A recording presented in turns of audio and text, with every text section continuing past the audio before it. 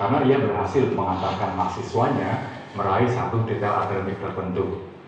Lantas pada tahun 1860, istilah coaching mulai populer di dunia olahraga. Seseorang yang dipercaya untuk mengantarkan tim dan atletnya menjadi juara, ia merupakan coach. Pada tahun 1970, seorang berkebangsaan Inggris yang bernama John Whitmore, yang juga seorang konsultan SDM dan atlet balap mobil, kemudian mempopulerkan istilah coaching ini di dunia bisnis dan organisasi. Ia bersama dengan Thomas Leonard dan juga beberapa perintis coaching modern lainnya, lantas pada tahun 1995 mendirikan organisasi profesi coach dunia yang bernama ICF. ICF inilah yang kemudian membakukan kompetensi coaching yang kita pelajari hari ini. ICF sendiri mendefinisikan coaching sebagai bentuk kemitraan antara coach dengan kliennya atau coachee-nya yang dijalankan melalui proses kreatif yang ditandai dengan eksplorasi, membangun ide, yang semuanya sebetulnya ditujukan untuk memaksimalkan potensi personal dan profesional diri si klien tersebut. Prinsip coaching ICF inilah yang kemudian kita tuangkan ke dalam skill-skill coaching yang lebih spesifik. Bagaimana seorang coach mendengarkan secara aktif, mengajukan pertanyaan berbobot, memancing ide-ide, dan juga terutama memfasilitasi pertumbuhan dari si coachee tersebut. Di program ini Bapak dan Ibu betul-betul akan dilatih bagaimana menyediakan diri Anda dan memberi ruang dan sekaligus memancing proses kreatif itu timbul dalam satu percakapan bersama dengan coachee. Jadi coaching bukan memberitahu, kemudian memikirkan solusinya terlebih dahulu sebelum mendengarkan, atau bahkan menggunakan coaching sebagai sarana memberikan feedback yang sifatnya lebih judgmental, asumsi segala macam. Coaching betul-betul merupakan sarana pemberdayaan potensi. Tujuan kita adalah mengantarkan si coachee dari kondisi yang dia sedang alami sekarang ke kondisi baru yang lebih baik. Tempat tujuan, di mana di tempat itulah si coachee termaksimalkan potensinya.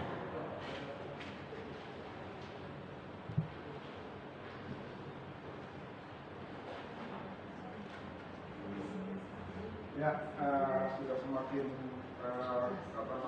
menambah pencerahan kepada kita apa itu coaching ya, intinya seperti yang disampaikan oleh Mas tadi, masih muda tapi memang pakar coaching ya di Departemen Pendidikan. Mungkin saya ilustrasikan di luar konteks ini sebagai contoh Bapak Ibu, pelatih dengan coaching, pelatih dengan coaching, dengan coach. Kalau orang yang meng-coaching itu namanya coach, orang yang di-coaching itu namanya coachee. Nah, sekarang ada pelatih, ada coach. Adakah perbedaannya atau persamaannya? Ya.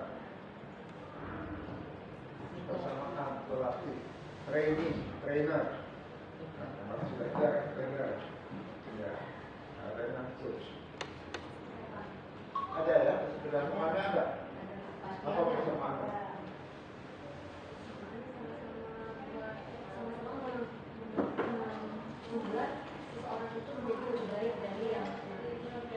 Ya, sama-sama membuat orang menjadi lebih baik. Itu berarti dengan coach sama. Oke, saya sepakat. Ya.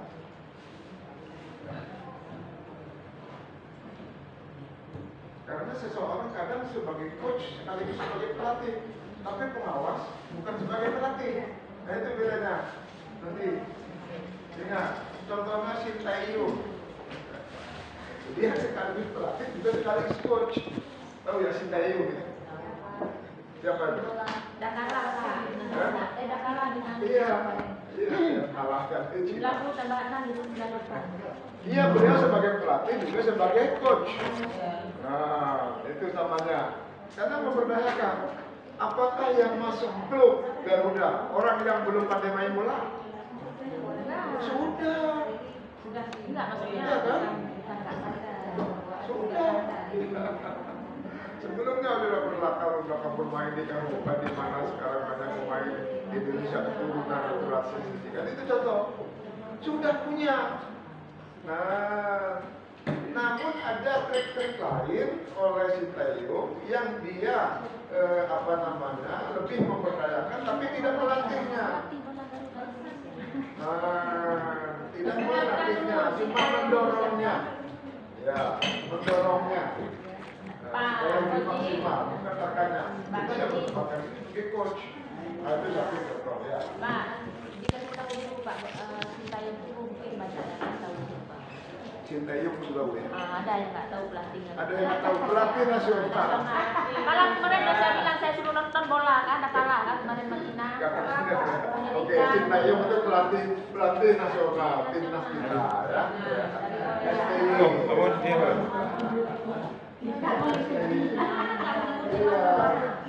Oke, Tidak, aku dia. yang kedua Bapak Ibu. Yang kedua, perusahaan munafik tingkat internasional. Perusahaan munafik tingkat internasional itu ada sebuah jabatan, ya. Dia tidak bekerja ke sana, tapi jabatan namanya HRD. HRD. Cepat dapat. Ya. Termasuk kawan saya, HRD di Toyota Tangerang. Perusahaan dia tidak mekanik. Dia berlatar belakang keterampilan coach, tapi menjadi HRD di Toyota Tangerang. Ya. Apa itu HRD?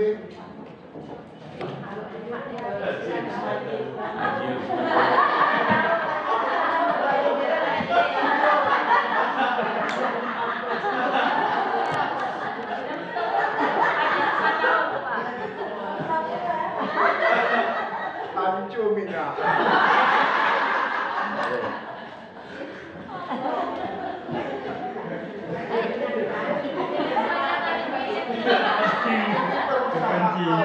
Perusahaan saya itu pengajian.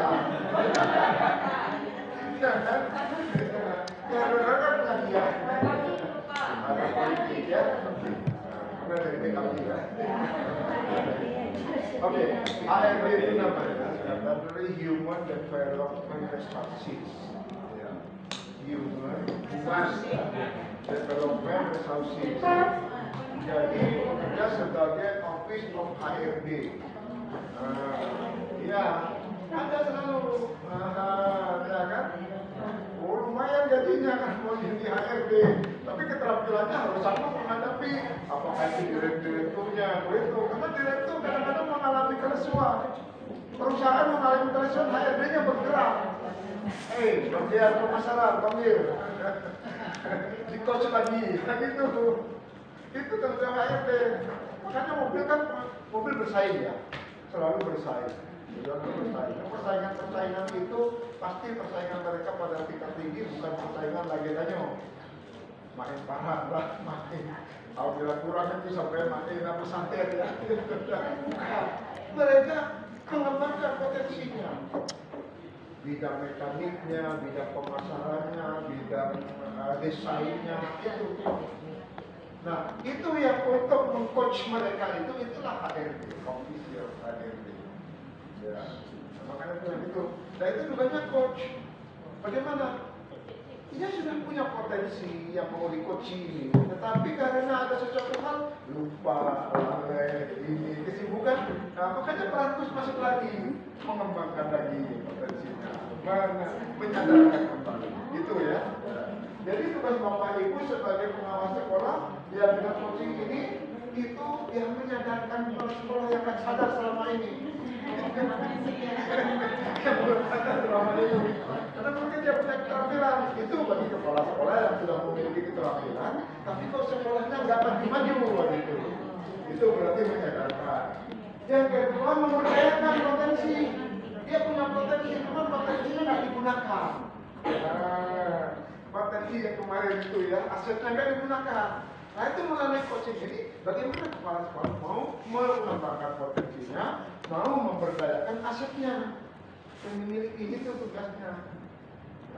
Oke, itu sekilas saja Bapak Ibu tambahan. Sebelum saya uraikan pada materi lanjut, nanti ada coaching pada momennya. Ya. Ya, ini keterampilan coaching. Yang pertama present. Ya. Present itu kehadiran. Karena ada presensi. Kalau lawannya absen, itu bahasa Inggris sebenarnya kita sering tanya absen. Padahal absen itu kan tidak hadir. Ya, kan? Tapi karena kita terbiasa itu, kita cenderung yang negatif yang cepat masuk akal. Dia positif mungkin. Ya, persen itu kehadiran. Udah. Kemampuan untuk hadir. Nah, ini prinsip kemarin sudah ada ya. Kesadaran penuh ya. Nah, itu. Badan, pikiran, hati, selara saat sedang melakukan percakapan dan coaching. Harus menyatu jiwa raga. Ya, lepaskan permasalahan, lepaskan kepentingan. Ya, lepaskan juga emosi. Ya, ini maksudnya ini. Badan, pikiran, hati. Itu nomor pikirannya alhamdulillah karena asal debut. Nah, no, ini karena ini buku yang kepikir, makanya coaching timingnya diperlukan. Kira-kira Bapak Ibu mengatur coaching sekitar 1-2 jam, jangan jadi setengah jam, jangan 1-2 jam udah berangkat coaching jam 11. Udah teringat jam 12 sudah pikir, belum sampai. Akhirnya dipercepat coachingnya. Nah, itu jangan harus present betul-betul. Ini bagian dari kesadaran diri tadi kemarin sudah membantu munculnya paradigma berpikir dan kompetensi yang lain. Makanya tadi kalau sudah melakukan ini kita pancing terus yang lain sampai konektivitas apa yang di dalam mindset kita itu muncul. Tetapi kita tidak mengungkapkan, kita memancing saja. Makanya seorang coach juga harus bisa menjadi provokator. Jadi provokator boleh seorang coach. Karena memanas-manasi, memancing-mancing gitu. Tapi provokator yang positif. Boleh. Karena ini tadi. Ya, ketika terbuka, sabar ya, kooperatif ya. Sahabat, kita ingin tahu lebih banyak dan bukan kita fokuskan sudah selalu muncul. Terus, terus yang selanjutnya mendengarkan dengan aktif. Nah, itu. Kemampuan untuk fokus. Ya. Nah, kita harus seorang pun harus mempola pikirkan untuk fokus. Untuk mengikat fokus itu, ya kita sendiri pertama harus sadar diri dulu. Yang kedua kita masuk waktu itu cerita si coach, kita bukan alurnya kemana-mana, kita tetap karena fokus kita mau menyelesaikan masalah walaupun dia curhat dan sebagainya. Ingat kata-kata kuncinya. Kata-kata kunci kemarin sudah kita jelaskan yang kadang diucapkan dengan intonasi yang lain dari biasanya ataupun sering diulang-ulang. Nah itu sebagai titik fokus kita. Nah, sehingga mau curhat yang lain lagi, oke Bu, kembali kepada yang tadi Ibu katakan. Nah itu kembali yang tadi waktu sampaikan. Nah itu kembali ke sana. Ya, itu udah mau mudah sama mana kan? Tapi ditarik kembali seperti itu. Ya, itu artinya di situ harus menarik kembali. Ya. Apa yang dikatakan oleh misalnya dari waktu itu seluruh yang tidak terucapkan, ya kata sugesternya gimana cara menyampaikan, cara action dan juga sugester itu juga perlu. Jadi kalau misalnya kita mendapatkan sedang coaching, si coachnya udah lagi ngomong tapi mengarahkan ke langit kemana tidak menatap kita, itu namanya perlu kita perlu difokuskan. Ya. Tapi fokusnya bagaimana? Jangan, Ibu tahu nggak sedang bicara dengan saya? Mana mata Ibu? Bukan lagi. Ya. Tapi jangan ya dengan bahasa yang lembut lagi. Dulu coaching terus sabar dan lembut. Ya.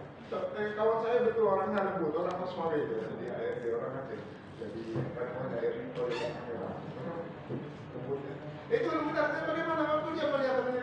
Oke, kita tidak mengintervensi kan, tapi biarkan dulu, tapi kita fokus lagi. Waktu dia sudah berhenti ngomong kita, baru kita tatap dia tapi dengan tetap marah, ya. Tatap dia dengan tatapan bersahabat.